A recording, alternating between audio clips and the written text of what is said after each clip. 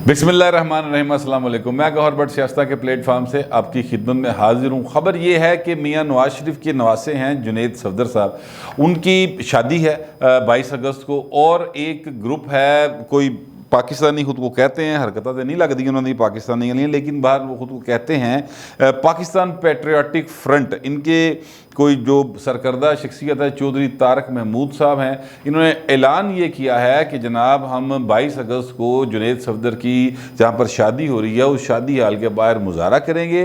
और उनका कहना ये है कि जनाब चूँकि ये शादी जो है वो हमारे पैसों से हो रही है और हमने जो है ना नवाज शरीफ हमारे पैसे लूट के लेके गया बाहर, तो इसलिए हम ये मुजाहरा करेंगे। मैंने लागत है इन्होंने कुट खानी आबद शेर अली को भेज देने हाल काफ़ी रहेगा, लेकिन बहरहाल ये सारी सूरत हाल जो है वो बनी है। लेकिन इसके साथ साथ एक और वाक़या भी हुआ है जो कल हुआ है, उसकी फुटेज जो है वो आप इस वक्त स्क्रीन पे देख रहे हैं। उसमें एक साहब हैं, उनकी समझ नहीं आ रही उन्हें कि वो अंग्रेज़ी में बात करें उर्दू में बात करें। अंग्रेज़ी भी उन्होंने मेरे नाल दी है तो उर्दू भी जी उन्होंने पता नहीं मेरे नाल दी तो नहीं, मेरी तो उर्दू उनसे बहुत अच्छी है। बहरहाल वो तकरीर कर रहे हैं और समझ नहीं आ रही इस बात की कि उनका असल मुतालबा क्या है। वो जो कह रहे हैं वो मैं जो समझ सका हूँ वो मैं आपको बताता हूँ, बाकी आप खुद सुन के समझें वो क्या चाह रहे हैं। उनका ये कहना है कि जनाब बहुत सारे पैसे दिए गए मियाँ नवाज शरीफ को, बहुत सारे लोन्स मिले और उससे उन्होंने जो है ना स्कूल बन सकते थे बहुत ज़्यादा, लेकिन उन्होंने एवन फील्ड बना लिया। और फिर अब ये जो शादी कर रहे हैं हमारे पैसों से कर रहे हैं, तो हमें क्यों नहीं बुलाया शादी के ऊपर। अजीब व गरीब मुतालबात हैं। कुछ लोग उनके इर्द गिर्द खड़े हैं, पता नहीं उनको देखने के लिए खड़े हैं या उनकी बातें मस्खरापन सुन रहे हैं, शायद उनके साथ ही मिले हों। तो ये जो है ना वाक़यात रुकने का नाम नहीं ले रहे, जिससे पाकिस्तान की दुनिया भर में बदनामी होती है।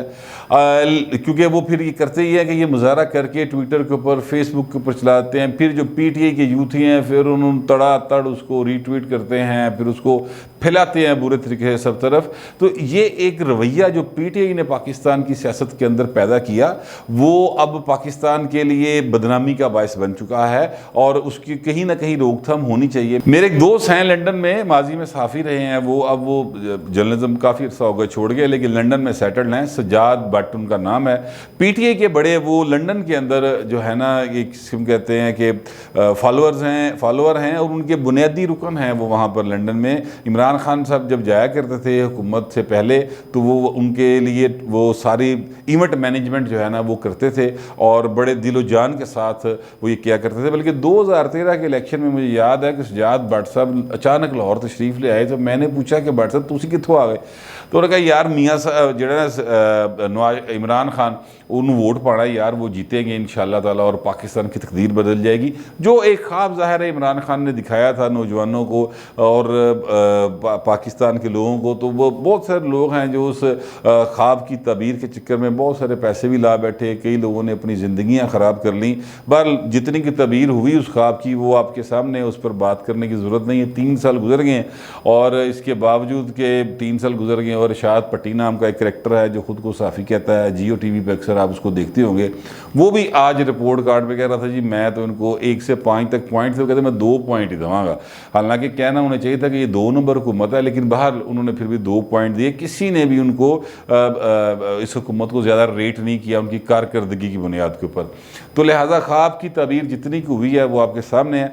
तो सज्जाद भट्ट साहब जो है ना वो जब वाक़या हुआ, आपको याद होगा पिछले माह ये वाक़या हुआ था, आबद शेर अली एक जगह पे अपनी फैमिली के साथ खाना खाने गए थे और वहाँ पर कुछ पीटीआई के जो करैक्टर थे मियाँ बीवी बच्चों समेत वो वहाँ पर पहुँच गए और वहाँ पर फिर जो गालम गलोच हुई, जो एक दूसरे के साथ उन्होंने गंदी गलीज़ गालियाँ निकाली गई एक दूसरे को, वो सारा वाक़या आप जानते हैं, मैं उसको रिपीट नहीं करना चाहता। वो वाक़या जो हुआ था उस पर भट्ट साहब से जब मेरी बात हुई तो उन्होंने कहा यार ये मुझे समझ नहीं आती, मैं समझा थक गया कि यार है सारा कुछ तुम लाहौर कराया करो जाके, पाए ना लंदन में ना करें, हम सब यहाँ पे पाकिस्तानी हैं, इंडियंस हमारा जो है ना बाकायदा मजाक उड़ाते हैं, हमारे मुल्क की बदनामी होती है, और लेकिन ये समझने को नाम ही नहीं लेते ना।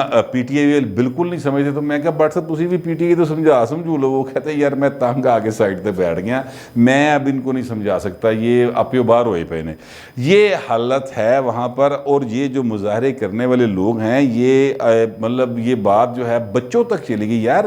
यानी आप अंदाज़ा लगाएं कि चलें बड़ों में लड़ाई होती थी ना, तो बच्चों को दरमियान में नहीं लाया जाता था।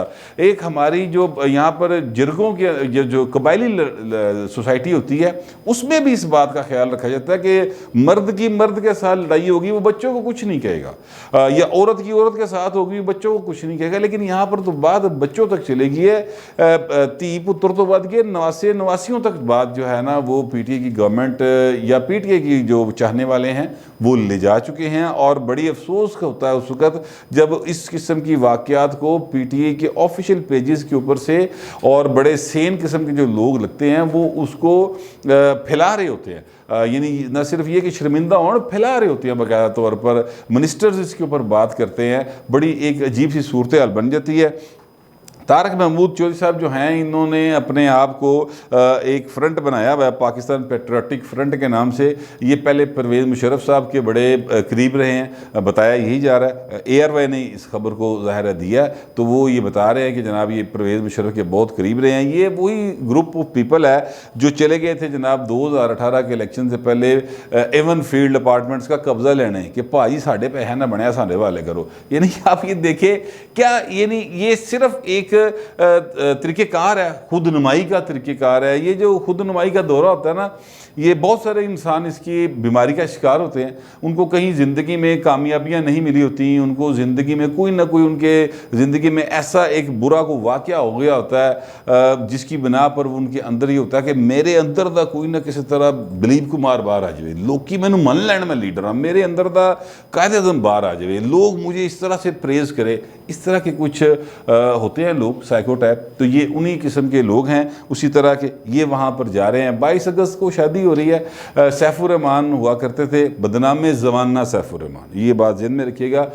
वो जो सैफुर रहमान साहब हैं उनको एहतसाबुर रहमान कहा जाता था।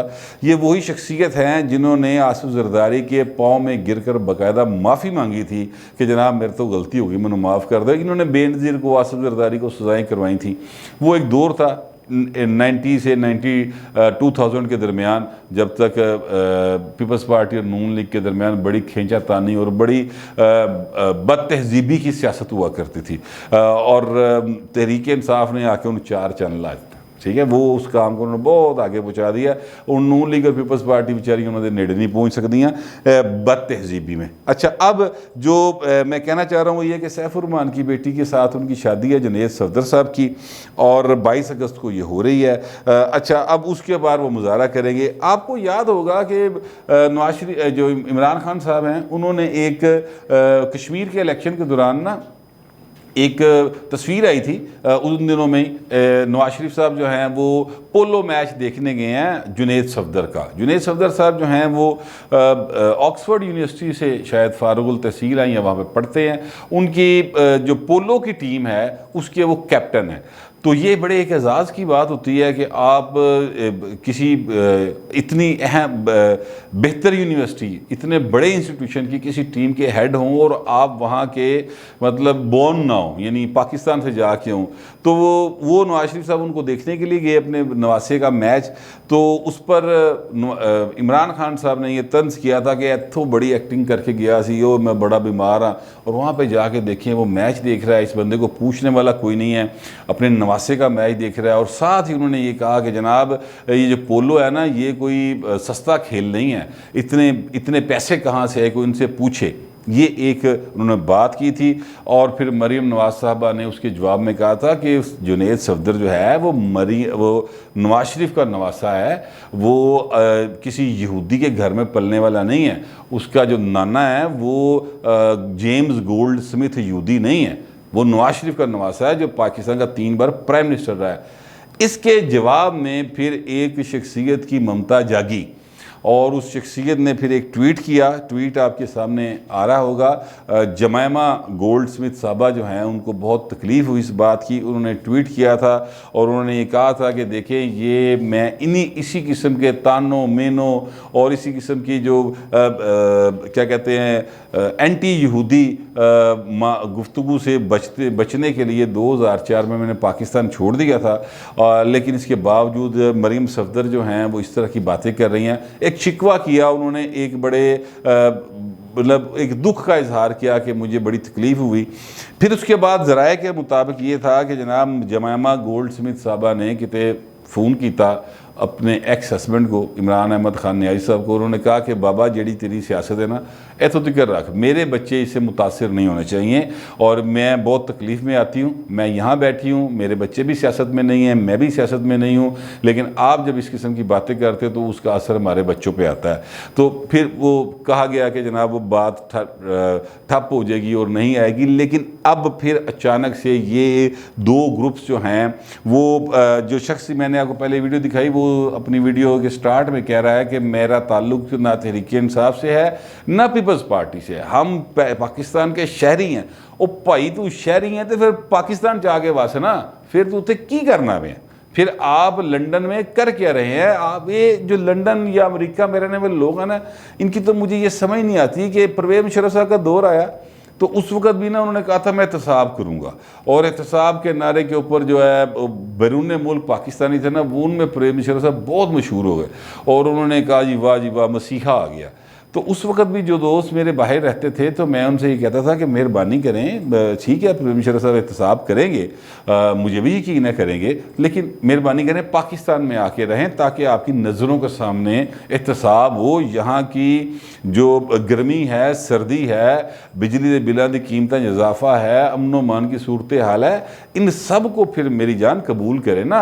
आप सिर्फ मीठा मीठा हप हप कोड़ा कोड़ा थू थू ना करो, आप यहाँ पे आके रहें और पाकिस्तान से मोहब्बत का पूरा सबूत दें, जैसे मैं रह रहा हूँ, जैसे बाकी लोग रहते हैं। यहाँ पे 22 करोड़ इंसान बसते हैं ना, वो जिस गर्मी सर्दी का सामना करते हैं, बिजली के बिलों का दवाई नहीं मिलती, उसका बगैर डॉक्टर के ज़िंदा रहते हैं, पानी साफ पीने को नहीं मिलता इस बेहतरीन हुकूमत के अंदर। परवेज़ मुशर्रफ के दौर में भी यही हालात थे, आज भी यही हालात हैं इमरान खान के दौर में। तो फिर आप पाकिस्तान में रहें आके, उत्थे बह के तुम नारे मारते हो, लंदन की फ़िज़ाओं में बैठ कर बेहतरीन हेल्थ फैसिलिटीज़ लेकर, वहाँ की शहरियत लेकर, वहाँ पर आप मलका के साथ अपनी वफ़ादारी का हल्फ उठाकर कि हम मलका के वफ़ादार रहेंगे, या अमेरिका के सदर के या अमेरिका के वफ़ादार रहेंगे, या कनाडा में वफ़ादारी का हल्फ लेकर वहाँ बैठकर आप पाकिस्तानी होने के नारे मारते हैं। गल को समझ नहीं आती, आप मतलब दूसरों को ऊपर तनकीद कर रहे हैं कि मियाँ नवाज शरीफ वापस जाएँ। चले मियाँ नवाज शरीफ तो एक पॉलिटिकली अपने आप को कहते हैं ना कि मुझे वहाँ पर पॉलिटिकली विक्टिमाइज़ किया गया, और ये बात वो जज अरशद मलिक साहब की वीडियो से साबित भी होती है। तो चले वो तो अपनी जगह पे पॉलिटिक्स कर रहे हैं ना, उनको आप बुरा कह रहे हैं, तो पैन तो उसी कर रहे हो।